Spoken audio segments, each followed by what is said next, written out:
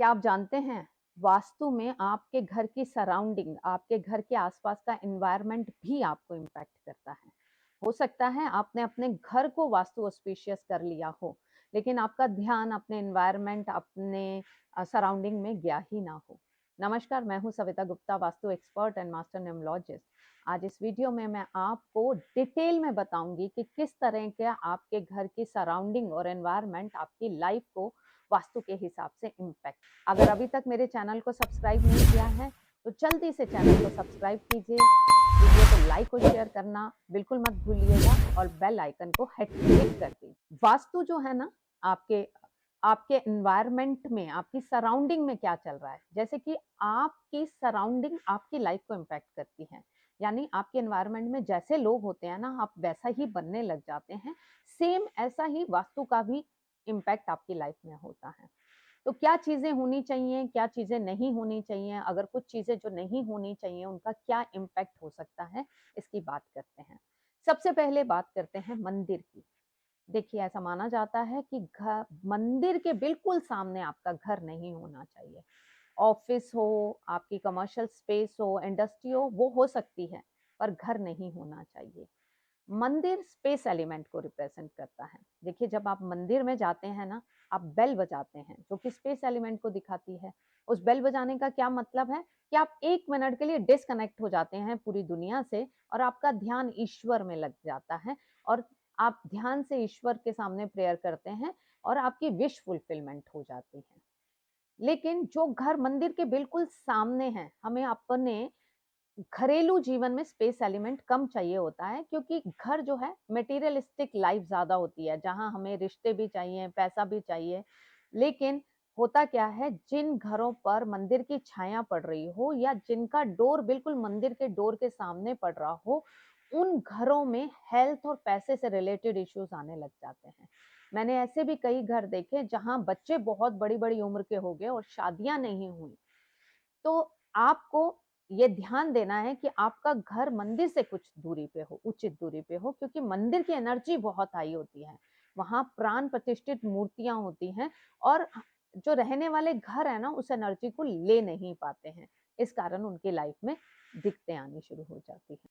अब दूसरी चीज जो एनवायरनमेंट में क्या नहीं होना चाहिए, घर के एकदम क्लोज हॉस्पिटल भी नहीं होना चाहिए। हॉस्पिटल क्या है, जहां हर समय बीमार लोग आ रहे हैं, जहाँ पे रिश्तेदार हर समय रोते चिल्लाते मिलते हैं, तो वो एनर्जी काम करती है। बहुत सारे डॉक्टर्स क्या करते हैं, हॉस्पिटल के ऊपर ही अपना घर बना लेते हैं। तो आप देखेंगे उनके जीवन में भी प्रॉब्लम्स आनी शुरू हो जाती हैं। उनको खुद हेल्थ से रिलेटेड, उनके फैमिली मेंबर्स को हेल्थ से रिलेटेड, पैसे से रिलेटेड इश्यूज आने लग जाते हैं। तो आपका घर हॉस्पिटल से भी उचित दूरी पे होना चाहिए। अब उचित दूरी आप किसे कह सकते हैं, 500 मीटर दूर है तो चलता है। अगर बिल्कुल ही नियर बाय है तो क्या होता है, सुबह आप घर से बाहर निकले तो आपको दर्शन किसके होते हैं, हॉस्पिटल के, बीमारी के, रोते हुए लोगों के। तो ये अच्छा नहीं लगता। ठीक है, तो आपका घर हॉस्पिटल से भी एक उचित दूरी पे होना चाहिए। तीसरी चीज, शमशान घाट।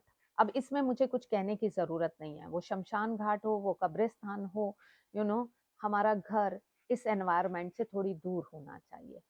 देखिए, हम लोग अपने जीते जी इन जगहों पे कभी भी जाना पसंद नहीं करते हैं, और अगर आप इन जगहों के क्लोज रह रहे हैं तो फिर हर समय आपको वो एनर्जी हिट करती रहती है। और vastu is all about Disha and दशा।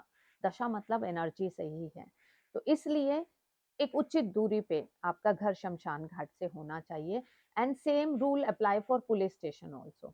अगर आपका घर बिल्कुल पुलिस स्टेशन से लगता हुआ है तो आप देखेंगे पुलिस स्टेशन में भी क्या हो रहा है, झगड़े हो रहे हैं, चोरी चकारी के इल्जाम के लिए चोरों को पकड़ के लाया जा रहा है, यानी हर तरह की मार पीट झगड़े, यही सब पुलिस स्टेशन में होता है, इल्जाम लगते हैं।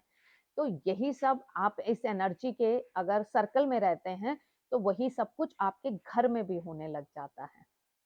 तो इसलिए कोशिश कीजिए आपका घर पुलिस स्टेशन से भी उचित दूरी पे हो। अब कुछ रूल्स बता रही हूँ जो हमने फॉलो किए। देखिए, वास्तु में माना जाता है नॉर्थ ईस्ट में वाटर एलिमेंट हो सकता है, लेकिन साउथ और वेस्ट में नहीं हो सकता। अगर आप कोई ऐसी लैंड ले रहे हैं, वो चाहे इंडस्ट्री के लिए हो, चाहे कमर्शियल हो, चाहे रेसिडेंशियल के हो, जिसके साउथ वेस्ट में वाटर है, तो ये प्रॉब्लम हो सकती है। आपको साउथ वेस्ट में वाटर एलिमेंट से बचना चाहिए। वाटर एलिमेंट यानी यहाँ से कोई नाला बह रहा है कोई नदी है, कोई समुद्र है, इससे बचना चाहिए। लेकिन हाँ, अगर साउथ वेस्ट में आपको पहाड़ दिख रहे हैं तो ऐसी भूमि आप ले सकते हैं।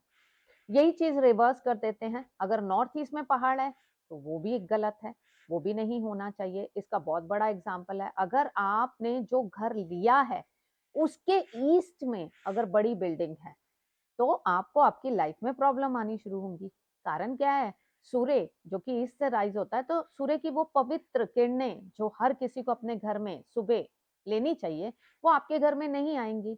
और जब ये प्राणिक ऊर्जा आपके घर में नहीं आएगी तो हेल्थ रिलेशनशिप इश्यूज, आपकी कनेक्टिविटी से रिलेटेड इश्यूज आपकी लाइफ में आने शुरू हो जाएंगे।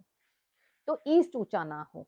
अगर आपके साथ वाले घर या उसके साथ वाले घर का ईस्ट ऊंचा हो ही गया है तो आप क्या कर सकते हैं, उनसे ऊंचा कोई रॉड लगा सकते हैं, यानी कि अपने घर को हाइट दे सकते हैं। तो वेस्ट में या साउथ वेस्ट में आप कोई ऊंचा कह सकते हैं ना, खंबा सा, पिलर सा लोहे का लगा सकते। अब नेक्स्ट बात करते हैं कि अगर आपके घर के साउथ वेस्ट में जो घर है वो नीचा है आपसे, तो भी दिक्कत है, क्योंकि कहीं ना कहीं आपके घर के नॉर्थ और ईस्ट को हाइट मिल जाती है, तो वो भी दिक्कत है, उसे भी आपको ध्यान देने की जरूरत होती है। पानी की बड़ी टैंक, वैसे तो आजकल जो नई कॉलोनीज बन रही हैं, जो अर्बन सिटीज है, उनमें ये देखने को कम मिलता है, बट छोटे छोटे शहरों में आपको पानी की बड़ी सी टंकी दिखती है जो कॉमन होती है सबके लिए।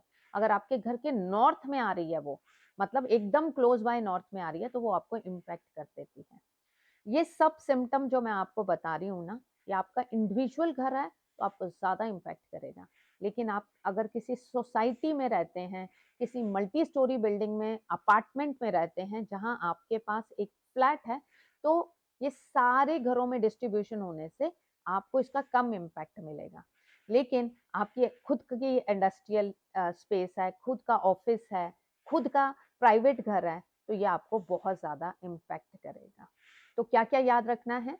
घर के पास नहीं होना चाहिए मंदिर, नहीं होना चाहिए हॉस्पिटल, नहीं होना चाहिए शमशान घाट, नहीं होना चाहिए पुलिस स्टेशन।